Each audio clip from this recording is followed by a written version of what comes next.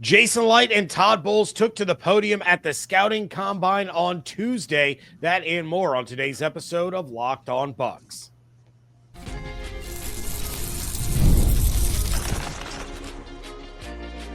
You are Locked On Buccaneers, your daily Tampa Bay Buccaneers podcast. Part of the Locked On Podcast Network, your team every day. What's up, and welcome into this WTSP edition of Locked On Bucs, your daily podcast covering the Tampa Bay Buccaneers, part of the Locked On Podcast Network, your team every day. I want to thank you for making Locked On Bucs your first listen review every day. Don't forget you can subscribe or follow for free on YouTube or wherever you get your podcasts. And of course, you can follow along on Twitter. I am James Yarcho at JYarcho_Bucs. He is Evan Klosky at EKloskyWTSP. We are your credentialed members of the media covering the Tampa Bay Buccaneers. Of course, you can check out everything that Evan is doing over on 10 Tampa Bay, 10tampabay.com, and the 10 Tampa Bay Plus app. And we are here with you Monday through Friday along with the Everydayers. I want to thank you for sticking with us each and every day. One of the ways you can support this show is become a Locked On Bucs insider. You're going to get news, rumors, updates, general thoughts, one-on-one conversations with me via text message. Go to joinsubtext.com/LockedOnBucs or click the link in the show notes. Plenty to react to here after Jason Licht and Todd Bowles talked to the media at the NFL Scouting Combine in Indianapolis on Tuesday. But I want to start here because, Evan, plenty of our conversations have been about free agents in splashy trades. But Jason Licht was asked about improving the team, and he said, quote, "I don't think it's a secret that we need to get some help in a lot of areas, particularly defense. It's not as easy as some people might think. The answer isn't always just throwing a lot of money at positions. You've got to be smart about it, because as happy as we are with the offense, we also want to continue to enhance there too. We need some help in a lot of areas, which in some ways is exciting for me because we could go any which way in the draft and it would help our team," end quote. The thing that I gravitated towards was, Jason saying that the answer isn't always just throwing a lot of money at positions. So does this sound like a guy that isn't exactly planning on making that splashy trade or big time signing in free agency and bringing in a player that's going to end up breaking the bank? Certainly those comments lean towards it, right? It's not. Look, we know how Jason Licht functions. It's not that he has never done anything like this before, but he is usually hesitant to trade assets or dump a lot of money into free agents. That just is not how he operates. He likes to reward those who come up through the system, who they know and have had a handful of years to work with to understand that they work in the system. And, just because you throw, it's like baseball too, just because you throw a bunch of money at someone doesn't mean you have success. I find it funny that the Eagles, who threw a bunch of money at a free agent edge guy, was a healthy scratch for the Super Bowl. And then Jason Licht also talked about how even with Chris Braswell, typically with edge guys, you got to give them a little more time. That going back to the Eagles, he used as an example, Nolan Smith, didn't call him by name, but Nolan Smith was a dude who had one sack last year and then exploded onto the scene in year two. So not saying that Chris Braswell is the answer either, but certainly, they believe that they still have something there and are hopeful that, given how that position typically performs, they need to give him some time. But I would counter with Jason saying, if you believe in that and in that it takes a little bit of time for those edge guys to perform, then fixing that position through the draft this year also is not going to help you. That is not going to be an instant hit. So it really comes down to the question of, does Jason believe this team is ready this upcoming year? Or does he think that the defensive deficiencies are so great that he's going to need another year to fix that spot? But Jason's also a wily vet. I think he understands how to work a room and a podium, and you're not going to really understand 100% of where he's at, considering the comments that he's made. Going back to last year, I mean, he said, let's throw a boat parade if I get all these guys signed, right? So at that moment, you have to say, oh, he's not 100% confident that he's bringing all these guys back or is going to be able to, and then they figured it out. So you got to always know that you're not getting 1,000% transparency, and it's not in the way that I usually, blame Bowles during the season when he kind of throws some stuff out there and we just debunk it in 2 seconds. This is all part of the game, and I don't blame him for that respect. But as far as taking the comments at face value, it doesn't lend itself to being overly optimistic that they're going to make a big splash. But I'm still not buying that they wouldn't make that big move at that position. I still think that they can do it. Would you consider Joey Bosa a big move? I would. I probably wouldn't do it, but I would consider that a big move. It's tough because here's the thing about Joey Bosa. We all complain here, right? We complain about Carlton staying healthy. He was gone. We've all said the same thing about Jamel Dean. He could be gone. We don't know yet. You're going to bring in Joey Bosa, who's always injured. Like, why compound the problem? Now, if there's a really great price tag on him, like a really cheap, affordable option, hell yeah, bring him in. I just don't know if he's like Joey Bosa is going to come in playing for shekels. And I just don't, So yes, would I be super stoked if I were a Bucs fan bringing in a guy like Joey Bosa?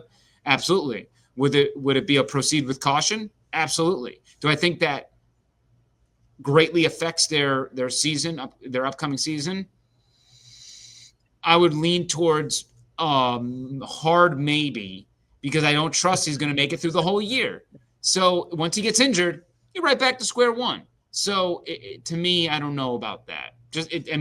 Him and Chase Young are in that same kind of boat of like, I can convince you of why this is really exciting, but in reality, once we get through the whole year, I don't know if it's going to make the difference we all think it's going to make over the course of a full season. Yeah, the reason I ask, I've mentioned Bosa on the last couple episodes because he's not really a guy that we've talked about a lot on the show. We typically talk about Garrett and Hendrickson and Sweat, and Bosa's going to be available. So why shouldn't he be talked about in this mix? But yeah, I mean, you're 100% right. The health is certainly a concern, but I also think that he's going to be a little more cost effective than Garrett or Hendrickson or Sweat would be. So maybe trying to tie some things together here. They know they have to bring in an edge rusher. Light's talking about, you're not going to solve the problem by throwing big money at a bunch of different positions. Maybe that's another one of those kind of low risk, high reward kind of moves. If you're paying him appropriately for a guy that has had some injury problems, you could be pleasantly surprised. And we gotta ask also, we don't really know, look, and I am not smart enough to get into the intricacies of the cap situation. The best I can say is that the Bucs can do, based on restructures and all this mumbo jumbo that hasn't happened yet, the best I can say is that the Bucs should be able to do whatever they want to do within reason, right? They could they can trade for Trey Hendrickson, give him a new contract, sign Chris Godwin, bring in some other pieces. They can make it all work with the salary cap. But you got to ask yourself also, are the Glazers willing to put up all that money? That's why the whole Cincinnati, that's why Hendrickson's even remotely on the block right now, is Cincinnati can get it done if they want to. They're not constrained by the cap. But are they going to want to pay? Never wants to. But are they going to want to pay Chase and, Higgins and they don't? Does their owner have the liquid cash to make it happen? And you're shaking your head because that's what we all believe. So that, that's also a factor of, you got to figure out what the right path is. And, is there, it seems like, can Jason maybe for the cost of one Josh Sweat, maybe he rather, take Bosa and let's just, I'm just saying, I don't even know the money, and it probably wouldn't equate to the same amount. But would he take Bosa and Chase Young, right? Like, and say, hey, let me do 1 year, pay these guys, and that would equate to one Josh Sweat. Again, I don't think those two names equate equally. I would have to look at a list. But I'm just saying, would you rather take a spin at 2 1-year guys versus one big guy? Or in for Trey Hendrickson, when you're talking about what he's about to be paid and extended for, would you rather use that 30 some odd million? I'm just going to assume whatever, something around that range. Would you rather take that money and give it to a bunch of guys to compete for a job and emerge? So those are all the things that Jason Light's weighing right now. Yeah, and not to mention that brings in a couple of vets. They're working with Braswell. They're working with whoever you draft this year. So there is a benefit to that. The downside is you named 2 Ohio State players, and I just can't handle that. Plenty was said about Chris Godwin and Lavonte David. That is coming up next on today's episode of Locked On Bucs, part of the Locked On Podcast Network, your team every day.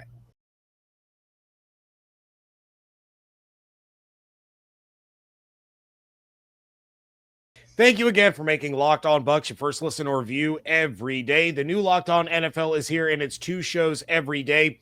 You got the Madman Tyler Rowland kicking off your morning. Then you can stop by the barbershop with Tony Wiggins for some real NFL talk. Add in the Locked On local experts. You get unprecedented NFL insight, hot opinions, detailed breakdowns, all in 30 minutes. It's the new Locked On NFL, and it's twice a day. Make it your second listen at the new Locked On NFL on YouTube or wherever you get your podcasts. Of course, Jason Licht and Todd Bowles were both asked about Chris Godwin, and both guys basically said the same thing. They want him back. They know how valuable he is to the team. They both love having him as a part of the Buccaneers organization, but there's also some uncertainty regarding the injury. However, both guys said that they would bet on him to be the one guy that bounces back, works his butt off, and returns to form, basically how he was last year. You heard both guys talk about Chris Godwin. What did you make of the comments? It didn't, to me, it didn't seem like anything earth-shattering, but I think they both made it very, very, very obvious that the ball's in Chris's court. Yeah, I mean, it's negotiations, right? What is obvious is that they're not on the same page. And it has nothing to do with not wanting him back. They obviously want him back. I would assume Chris wants to be in Tampa Bay too. But they moved the deadline back to March 12. Theoretically, there's no rush here. And I would imagine that a deal like this is going to take until those final steps.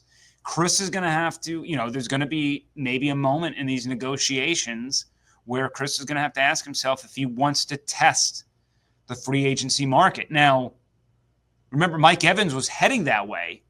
He had a conversation with his wife, and then, boom, it was done. It was just like, wife said, I want to stay in town. And Mike said, you know what? Done. Like, I probably didn't want to leave anyway. But, the idea of being courted was cool. But he said, screw it. Called up his agent. Agent did it. Bing, bang, boom. Line him up. Knock him down. Let's rock. So my assumption is Chris and his agent, which I don't blame his agent because I would do the same thing, trying to get a figure close to around what Chris was going to do or what his production was leaning towards before the injury. And the Bucs are saying, it's a pretty significant injury. We have to factor it in. We're sorry, but we have to factor it in. So you probably have the Bucs coming in pretty low, and you have the Godwin camp coming in pretty high. And my guess is they'll land in the middle, and they'll find the compromise, and they'll figure it out. Because I don't know if the open market for Chris is going to be as extraordinary as he would like it to take him away from the Bucs. And what I mean by that is, let's say he tests it to market. Let's say someone says, hey, we're going to pay you $25 million, would that, $25 million over 2 + 1, who knows what the guaranteed money would be, whatever. Would that be something that would steer him away from the Bucs if they gave him 21, 22, maybe the guaranteed money is different to get him closer to what he would get? That's what, would he really want to move and try something new for something that, and especially you'd have to also move to a state with no state tax. That also is important in the whole process of this. So there are a lot of variables in play. And I think you're watching negotiations play out where both sides are trying to figure out how they're supposed to handle this injury, which affected an all-pro season and unfortunately probably took money out of Chris's pockets, which sucks. But that's the reality. And so I don't expect an ending on that anytime soon. I would expect that to go closer to the free agent deadline on March 12th. And we'll see what happens. But I'm still going to remain optimistic that Chris Godwin will be a Buccaneer moving forward, and they'll come to some sort of an agreement. We need Ashley to call Mariah and be like, look, I had this conversation with Mike. You need to have this conversation with Chris. You guys have a newborn. You don't want to move across the country. You don't want to go somewhere cold. Stay in Florida. We'll all have a good time. So that's my open plea to Ashley to call Mariah and make this happen. Somebody else that, of course, was going to be talked about was Lavonte David. And Todd Bowles told the Tampa media that he has talked to Lavonte a couple of times. One time was right after the season. Obviously, no decisions were going to be made at that point in time. Lavonte said he wanted to take some time to think. You understand that at, ancient age for NFL players as far as Lavonte David is concerned. And then also mentioned that he talked to Lavonte a couple of, I guess it was like a week ago, where Lavonte said how excited he was that Mike Caldwell was returning, but that he still hasn't made a decision about whether or not he will be playing in 2025. So should Bucs fans start getting concerned about whether or not Lavonte David is returning at this point? I would not say so. I still lean towards Lavonte returning, but it's such an unknown, right? The fact that he hasn't retired yet, I think, is a good sign.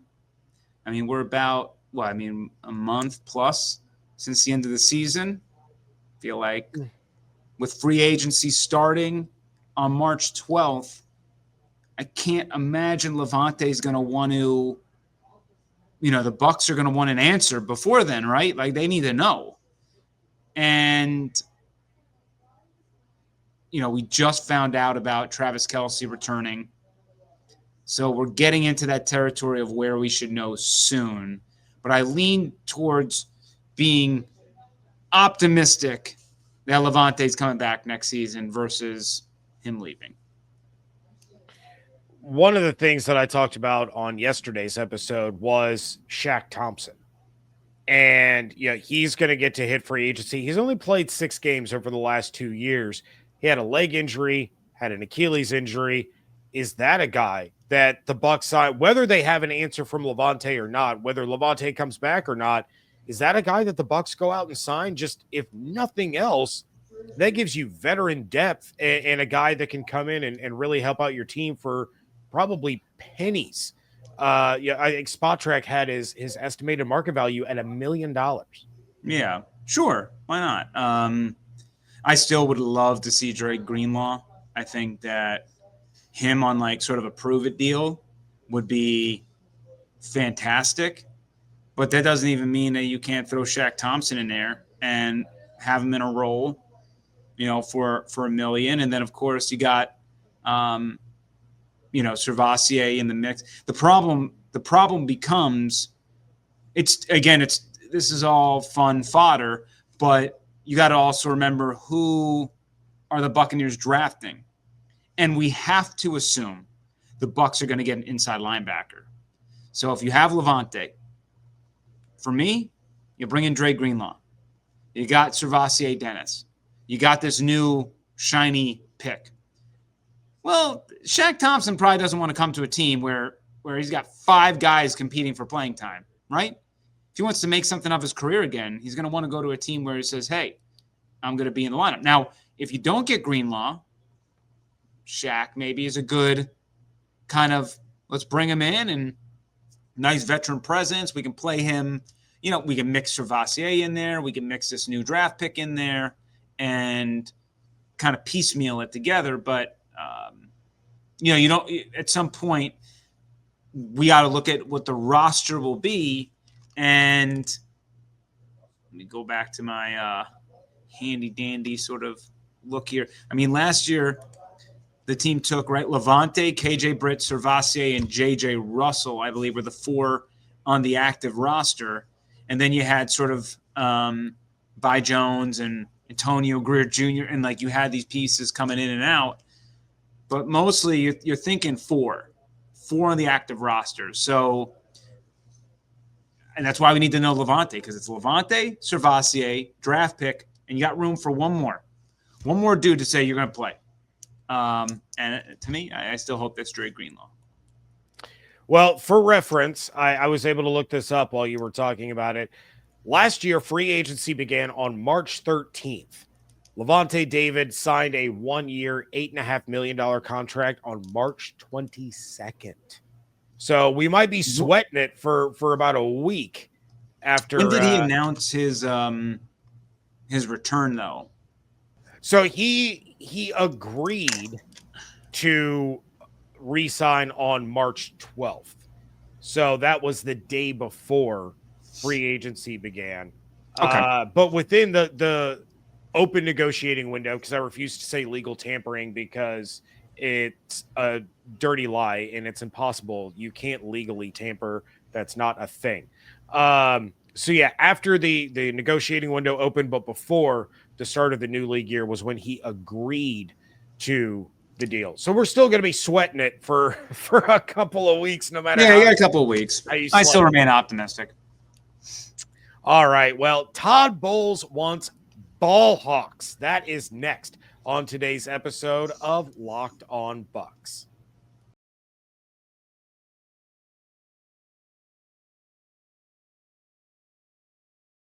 Wrapping things up here on a Jason Light, Todd Bowles Combine Podium reaction episode on a WTSP Wednesday edition of Locked On Bucs. And Todd Bowles was asked about what he's looking for on the defensive side of the ball. And he said, quote, I want ball hawks, whether that's a down guy, a defensive lineman batting balls down or getting strip sacks, an outside linebacker that does it, a backer that can punch the ball out and get turnovers, whether that's a safety that can jar balls loose and get turnovers, whether that's a corner that has a nose for the ball. We need ball hawks. We need turnovers. We need guys that are very astute in the game and can see things and can go make plays. End quote. All I heard right there was that the Buccaneers are drafting Benjamin Morrison and Xavier Watts. That's literally what he just said. But what do you think of this, Evan? And why has it been so hard for the Bucs to find guys in recent years that can actually make those kinds of plays, that can take the ball away from opposing offenses? Well, I mean, you look at it, first off, you had for a long period of time Jamel Dean and Carlton Davis as your cornerbacks. They don't have great hands, all right? So we know that. I mean, Jamel joked, about it all last year that he was spending all this time on the jugs machine trying to get more picks. It just, he's a coverage guy. He's not a guy that's going to come away with picks. He's not a ball hawk, right? Like Mike Edwards is a guy who knew how to find the ball. I love Antoine Winfield Jr., and he certainly has had some picks along the way, but he's not a guy that's going to rack up a ton of them, mostly because he moves around so much. But, back in 2023, the Dave Canales season, the Bucs were a team that had 26 turnovers. They were 13 and 13 interceptions and fumbles. Todd Bowles and his defenses almost always get north of 20 turnovers, and the goal has always been 30.